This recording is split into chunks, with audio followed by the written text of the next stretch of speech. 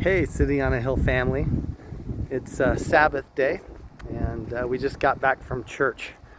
And the sermon today, Pastor Dan preached a sermon that really spoke to me, and it tied together nicely with something that God has been doing in my life and teaching me. We have recently been blessed with about a half an acre of land, and it's been a dream on our hearts for many years now, probably about 5 years now, to be able to live on a piece of land that we could be self-sustainable on, that we could provide on, that would allow us to remove ourselves from the corrupt systems of the industrial agricultural industry and move away from those systems that are in place that are treating animals poorly and not stewarding well over resources, and with a goal in our hearts and minds to be able to steward well over what God's given us and try to align our will with that of the Father, and our Edenic covenant of going forth, multiplying and subduing the earth, and trying to do so in a way that pleases God. And in doing so, there are a lot of lessons. When you pursue the things that God calls you to, there are a lot of lessons you're going to learn along the way, and not all of them are pleasant. Not all of them are things that you would want to learn, lessons that you'd want to learn, or maybe lessons that you would want to learn in the way that God is going to teach you. But the thing that I've been wrestling with is God's timing. Having been waiting for a piece of property for so long where we could actually do something like this, once we got here, I got into a mode of wanting to rush all the way to the finish line and get everything done so that we can start pursuing that. And then the heart behind that is good, right? The heart of what we're trying to do and what we want to do is good. But there's also value in seeking the Lord and His timing and pursuing things in a way that He wants you to do it, and not necessarily in the way that you think is best, right? There's a way that seems right to a man, but in the end it leads to death. And that's the lesson that God has been teaching me lately, and He's been teaching it to me through these trees. So it is July. It's the middle of July in Phoenix, Arizona. It's probably going to be about 115 degrees out today, and it is a dry heat. It is hot.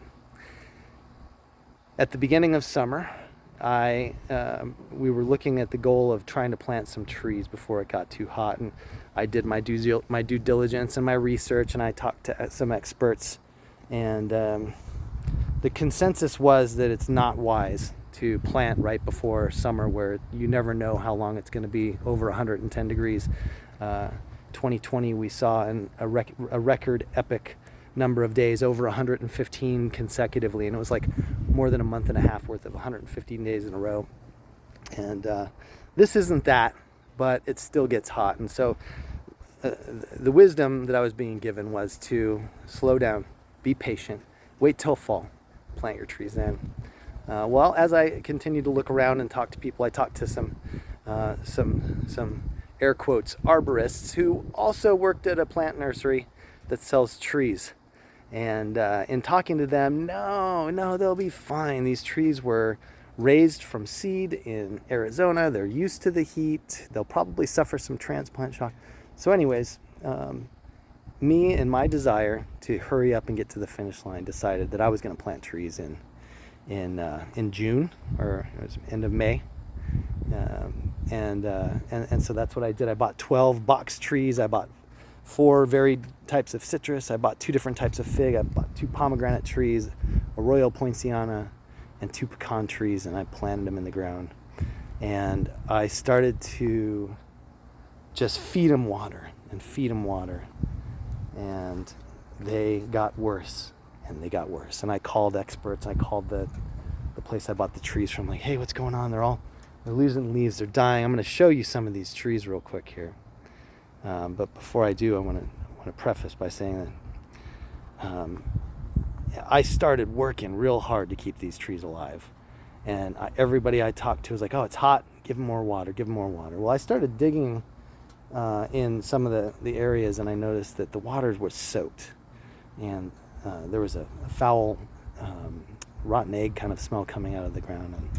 And I realized after research that I had been overwatering these, that I was drowning the root system in all of my attempt to try to struggle and hold on to this idea with white knuckles that I was going to plant these trees and make them live. And God had other plans for that. I'll show you my favorite tree. So there's that Royal Poinciana. I've got a pomegranate tree here. This pomegranate tree was completely covered in leaves like this. It was nothing but brown. You can see that all the fruit that was on there is dead. And this was happening to all the trees. But fam, look at this. This is my favorite tree. This is a pecan tree, and it completely died. And it wasn't until I talked to God and acknowledged and said, hey, Lord, I've got zero idea of what I'm doing here. I need you to do this. And I stepped back and I said, Lord, these are your trees. I'm not going to try to force this anymore. I'm going to set these on a watering timer. I'm going to give them so much water, and I'm not going to come out here and I was out here praying hard over these trees, and I'm not saying that's the wrong thing to do, but it was the second I let go of them and I stopped white knuckling these trees, I started to see buds growing. And then I started to see new life and new growth coming off the ends of these trees. I don't know what you're white knuckling today, but maybe God's saying, hey, let go and let me. Just food for thought. I love you. I hope this blessed you today.